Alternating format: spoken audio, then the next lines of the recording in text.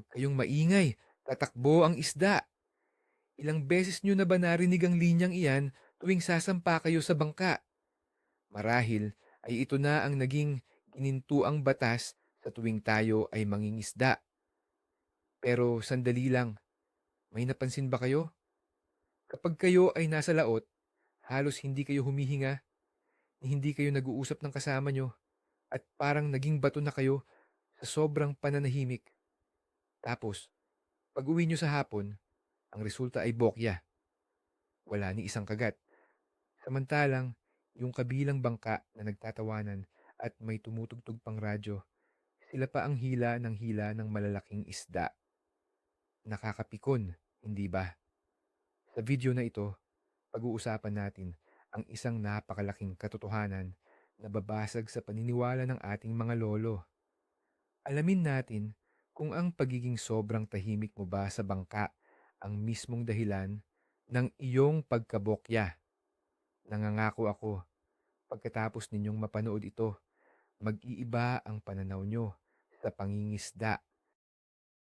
Totoo nga kaya na bawal mag-ingay o sadyang pinapahirapan lang natin ang ating mga sarili? Pag-usapan natin yan. Bago tayo magsimula sa malalalim na dahilan, balikan muna natin kung saan ba nagsimula ang paniniwalang ito. Mula pa noong tayo ay mga bata pa at isinasama ng ating mga tatay o tiyuhin sa ilog o sa dagat, itinanim na sa ating isipan na ang isda ay may matalas na pandinig at madaling matakot. Ang paniniwalang ito ay nag-ugat sa kagustuhan ng mga matatandang mangingisda na mapanatili ang kapayapaan at konsentrasyon habang namimingwit. Dahil dito, nakasanayan na natin na kapag nasa bangka, bawal ang kwentuhan, bawal ang halakhakan, at kung maaari ay huwag gumalaw ng mabilis. Naging tradisyon na ito na ipinasa sa bawat henerasyon ng mga mangingisda. Ginagawa natin ito ng paulit-ulit sa loob ng maraming taon dahil naniniwala tayo na ito ang tama.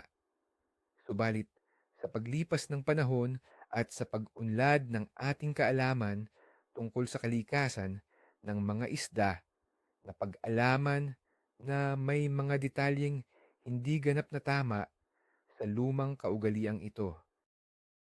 Ang hindi natin namamalayan, ang sobrang pagsunod natin sa batas ng katahimikan ay nagdudulot ng mga pagkakamali sa ating diskarte na siyang nagiging sanhi kung bakit madalas tayong nauuwi sa pagiging bokya. Ito ay isang issue na mahalaga para sa ating lahat dahil lahat tayo ay gusto ng magandang huli at oras na para ituwid ang mga lumang kasanayan na hindi na nakakatulong.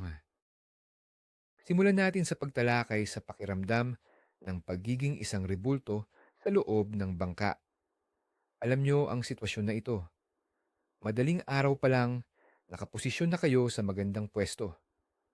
Malamig ang hangin, kalmado ang tubig, at nahagis nyo na ang inyong pain. Simula sa sandaling iyon, pinipilit nyong huwag gumawa ng kahit anong tunog. Kung may kati sa likod, tinitiis nyo dahil baka kumaluskos ang upuan. Kapag kailangang uminom ng tubig, dahan-dahan ang pagkuha ng bote. Ang sobrang pag-iingat na ito ay nagiging dahilan ng inyong pagkatensyon. Ang inyong buong katawan ay naninigas. At kapag naninigas ang inyong katawan, hindi nyo namamalayan na naiipasa nyo ang tensyon na ito sa inyong pamingwit. Ang pangingisda ay dapat nakaka-relax. Ngunit dahil sa takot na gumawa ng ingay, nagiging isang malaking sakripisyo ang simpleng pag-upo. Ang resulta, nawawala ang inyong liksi at ang inyong natural na galaw na siya sanang kailangan upang maramdaman ang pinakamahinang kagat ng isda. Imbes na nakatutok kayo sa paggalaw ng tubig at sa dulo ng pamingwit, mas nakatutok kayo sa pagkontrol ng inyong paghinga. Ito ang unang hakbang kung bakit nasisira ang inyong diskarte. Ngayon, pag-usapan naman natin kung paano gumagalaw ang inyong kamay kapag kayo ay tensyonado. Isipin nyo na gumagamit kayo ng artificial na pain or lure. Ang susi sa paggamit ng mga ganitong klase ng pain ay ang pagbibigay dito ng buhay na parang totoong isda na lumalangoy. Kailangan ng malambot na pulso, maayos na pag-indayog, at natural na paghila. Ngunit dahil nakakondisyon ang utak nyo na dapat kayong maging sobrang tahimik at maingat, nagiging matigas ang hawak nyo sa pamingwit. Ang inyong mga paghila ay nagiging parang robot, walang natural na indayog. Kapag nakita ito ng malalaking isda, lalo na yung mga matatalinong predator, agad nilang mapapansin na may mali. Hindi gumagalaw ng natural ang pain dahil sa tigas ng inyong kamay. Ang isda na sana ay susunggab na ay biglang aatras dahil hindi ka panipaniwala ang kilos ng inyong artificial na pain. Sa madaling salita, ang pag-iisip nyo na kailangang maging sobrang tahimik ang siya mismong nagpapatigas sa inyong katawan na sumisira sa presentasyon ng inyong pain. Kung mas kalmado kayo at hindi takot gumalaw, mas maganda sana ang laro ng pain sa ilalim ng tubig. Dumako tayo sa maling akala tungkol sa pandinig ng isda. Marami sa atin ang nag-iisip na ang isda ay may tenga na katulad ng sa tao, na kapag nag-usap tayo sa ibabaw ng bangka, ay maririnig nila ang ating mga salita. Ito ay isang malaking alamat na kailangan na nating buwagin ngayon din. Ang mga isda ay walang panlabas na tenga tulad natin. Oo, nakakaramdam sila ng tunog, ngunit mas umaasa sila sa mga vibrations o panginginig ng tubig sa pamamagitan ng kanilang lateral line, isang linya sa gilid ng kanilang katawan. Kapag kayo ay nagtatawanan o nag-uusap ng normal sa ibabaw ng bangka, ang tunog ng inyong boses ay napakahirap tumagos mula sa hangin papunta sa ilalim ng tubig. Halos hindi nila ito napapansin. Kaya kung nagpipigil kayong magkwentuhan tungkol sa inyong buhay dahil baka marinig ng isda, kayo ay nagkakamali.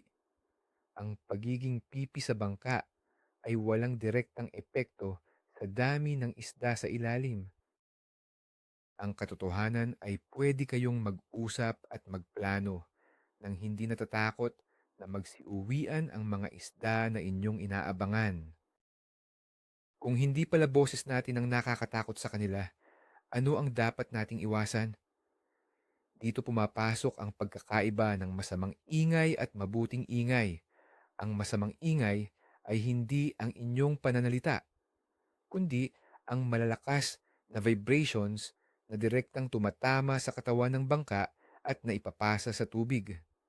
Halimbawa, ang pagbagsak ng mabigat na angkla ng walang ingat, ang paghulog ng bakal na play sa sahig ng bangka, o ang malakas na pagpadyak ng inyong mga paa. Ito ang mga uri ng ingay na lumilikha ng matinding panginginig sa tubig at nagbibigay ng babala sa mga isda na may malaking panganib na paparating. Kung napapansin nyo, kahit tahimik ang bibig nyo, pero padabog naman kayong kumilos at laging may nababagsak na gamit, tiyak na tatakbo ang isda. Kaya imbis na paghigpitan ng inyong mga bibig at maging tahimik na parang patay, mas bigyan nyo ng pansin ang inyong mga galaw. Panatilihing maayos ang mga gamit sa bangka para maiwasan ang mga biglaang kalabog at malaya kayong makipag-usap sa inyong mga kasama habang nag-aantay ng kagat. Isipin naman natin ang kalikasan ng ilalim ng tubig. Maraming nag-aakala na ang ilalim ng dagat o ilog ay parang isang tahimik na silid-aklatan. Ito ay isang napakalaking kasinungalingan. Ang ilalim ng tubig ay isa sa pinakamaingay na lugar. Nariyan ang tunog ng mga alon na humahampas sa mga bato, ang pag-agos ng matinding current, ang pagkikiskisan ng mga graba, at ang mismong paglangoy at pagkagat ng iba't ibang uri ng isda. Sanay na sanay ang mga isda sa patuloy na ingay at gulo sa kanilang kapaligiran. Kaya kapag kayo ay nasa ibabaw ng bangka at pilit na ginagawang tahimik ang paligid, hindi ito nagiging pabor sa inyo dahil ang isda ay hindi naman sanay sa perpektong katahimikan. Sa katunayan, ang ilang mga simpleng kaluskos o tunog mula sa itaas ay naghahalo na lamang sa natural na tunog ng kalikasan. Hindi kayo dapat masyadong matakot na makagambala dahil ang karagatan mismo ay hindi tahimik. Maging komportable kayo sa bangka at hayaan yung maging natural ang inyong kilos dahil mas sanay ang mga isda sa magulong tunog kaysa sa inaakala nyo. May isa pang aspeto na hindi madalas pag-usapan, ang mga predator fish o yung mga isdang kumakain ng kapwa-isda.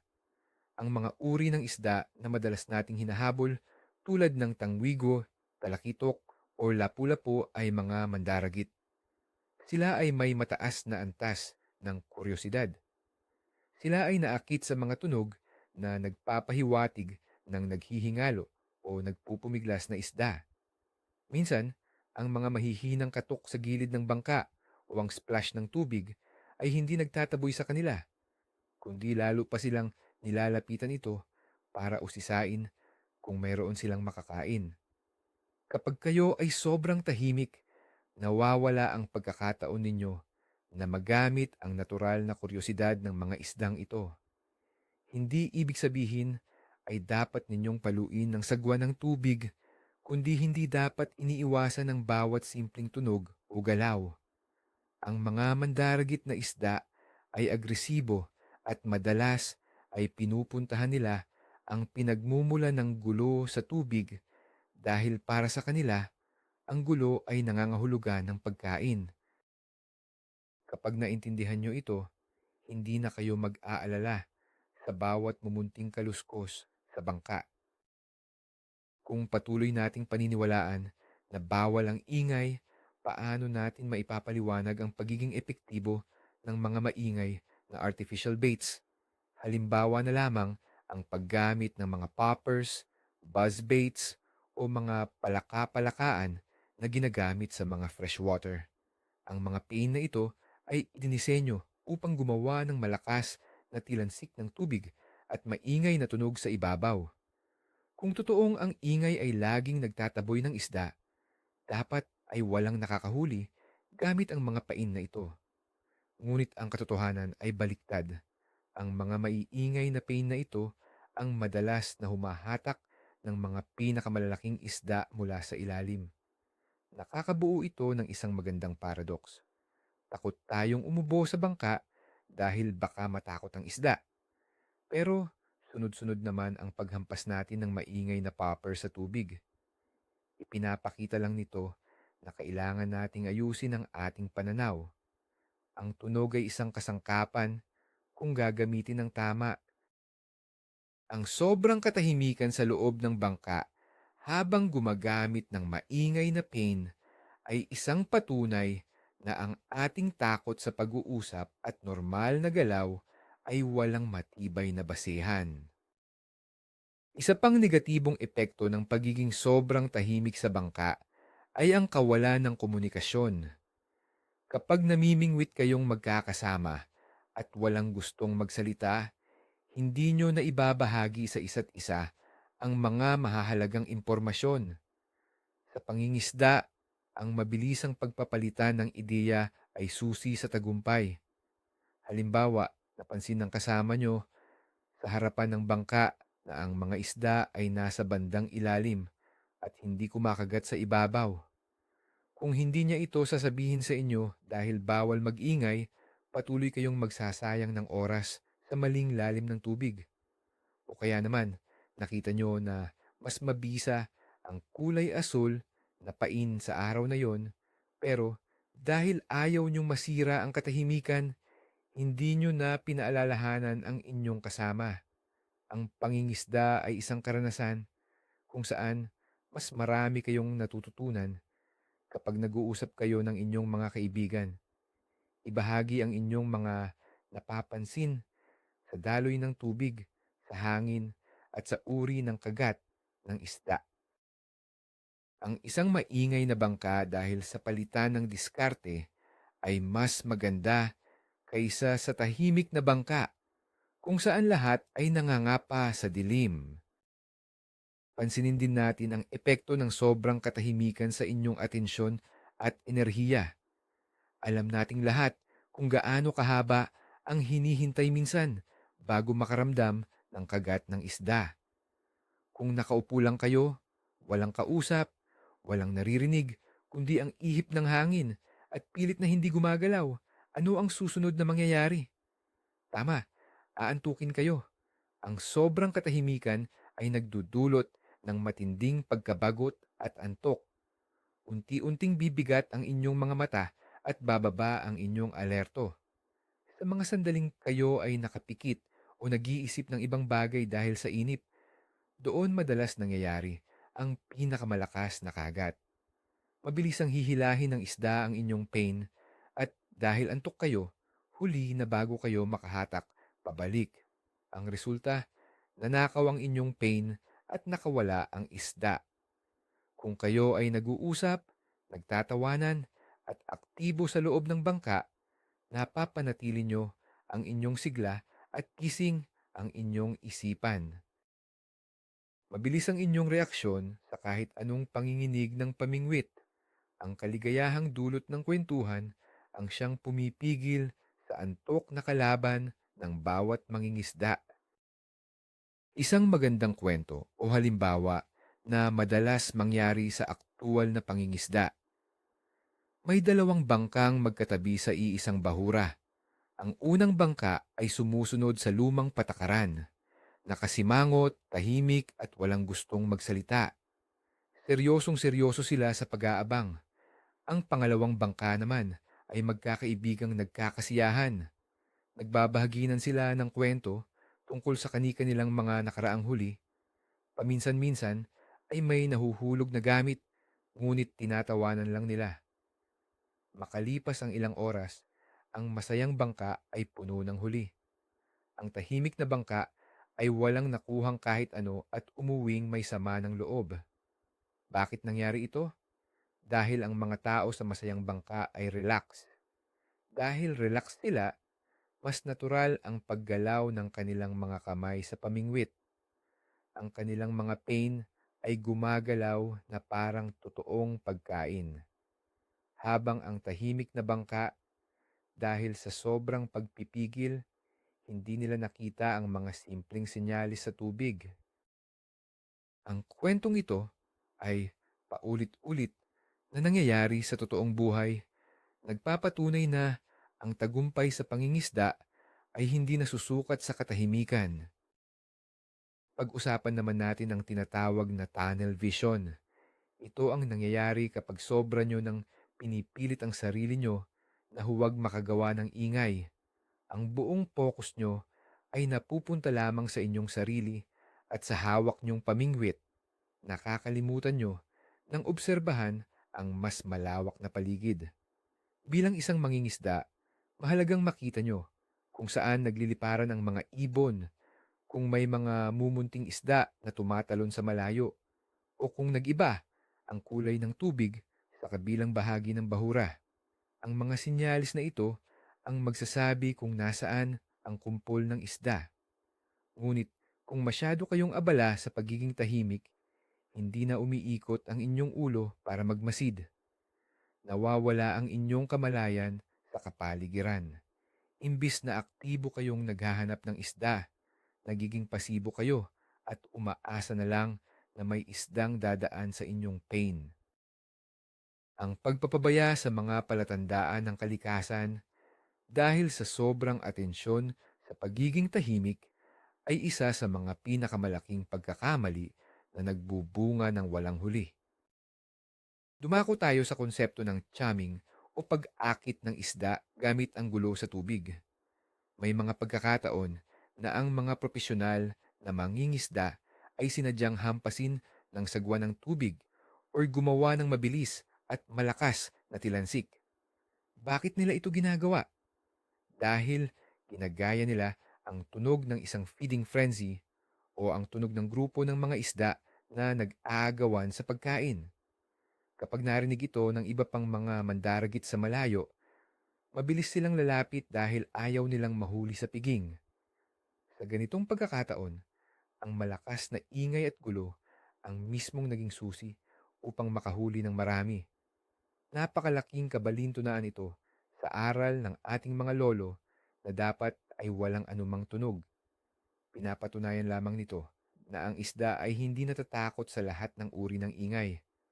Mas higit na nakakatulong na malaman kung anong uri ng tunog ang umaakit sa kanila kaysa sa pilit na panatilihin ang walang kwentang katahimikan. Kung susubukan ninyo ito sa tamang pagkakataon, baka magulat kayo na biglang aatake ang mga isdang inaakala nyong natakot na. Ngayon, bigyan natin ng konsiderasyon ang lalim ng tubig na inyong pinangingisdaan. Ang epekto ng ingay ay nakadepende rin sa kung gaano kalalim ang inyong pwesto.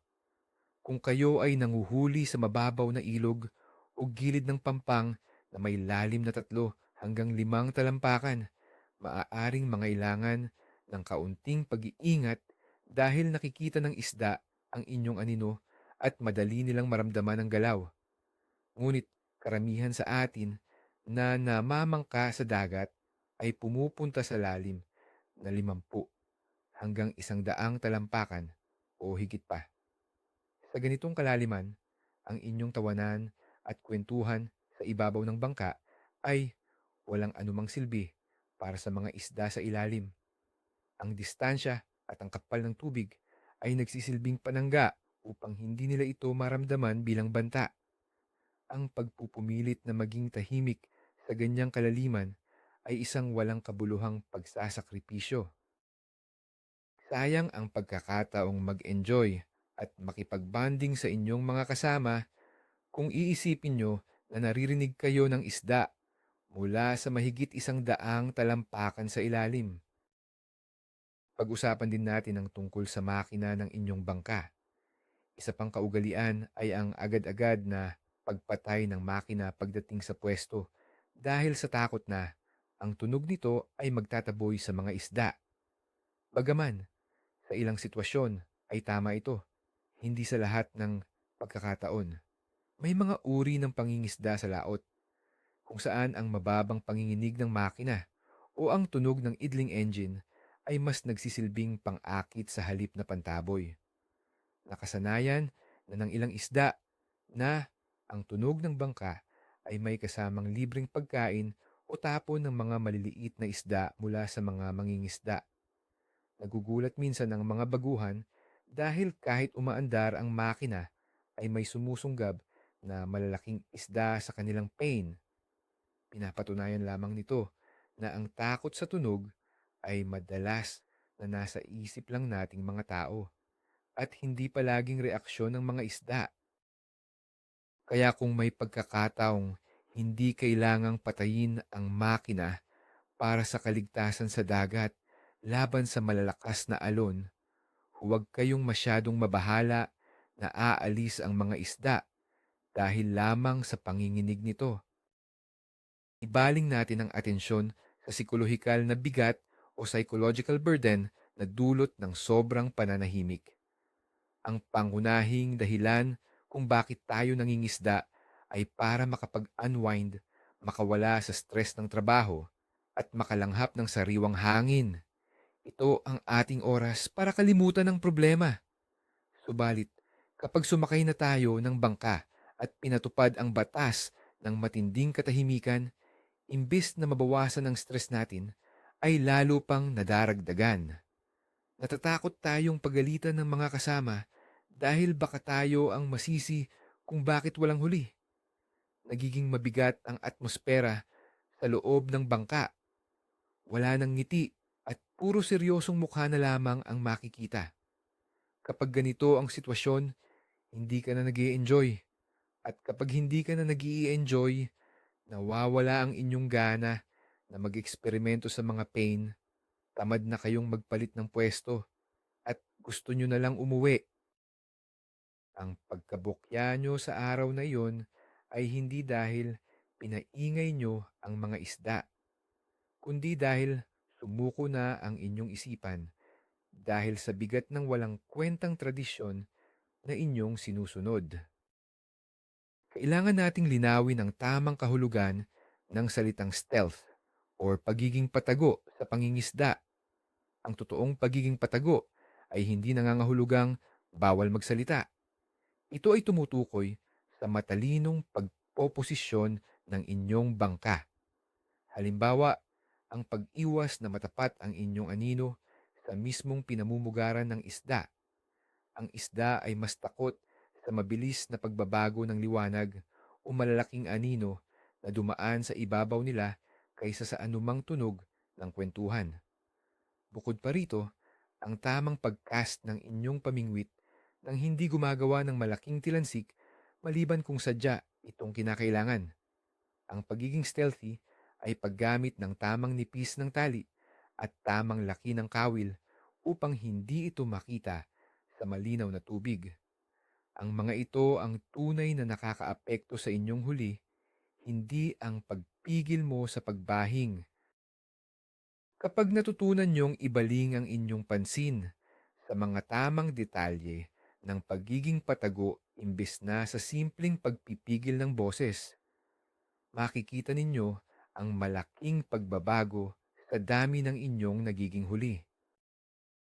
Isang nakakagulat na reaksyon ng mga teritorial na isda ay ang kanilang pagiging agresibo kapag may napapansing gulo sa kanilang paligid.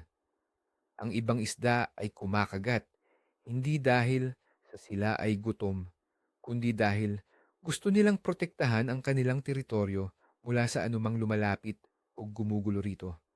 Kapag kayo ay gumawa ng kaunting ingay o ang inyong pain ay lumikha ng vibrations sa ilalim, naiinis ang isda at aatakihin niya ito upang paalisin. Ito ay tinatawag na reaction strike or territorial strike. Kung ipinagpipilitan nyo ang perpektong katahimikan, ang mga isdang busog na sana or ayaw namang kumain ay mananatili lang sa kanilang lungga at hindi papansinin ang inyong pain na tahimik ding nakabitin sa tubig. Pero kung hahayaan yung may kaunting gulo, mapipilitan silang lumabas at kumagat dahil sa inis. Kaya minsan, kailangan nating inisin ang mga isda para masangwit natin sila at hindi iyan mangyayari kung patuloy tayong mananahimik at magiging seryoso sa isang tabi. Ang layunin ng usapang ito ay para ma-recalibrate natin ang ating mga isipan. Hindi ko naman sinasabi na pagkasakay nyo sa bangka ay mag-party kayo, magsisigawan, at maghampasan ng mga gamit sa sahig.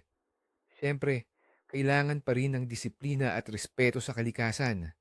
Ang gusto lang nating tanggalin ay ang labis na takot at paranoia na ang bawat simpleng salita o paggalaw ay magiging dahilan para hindi kayo makahuli.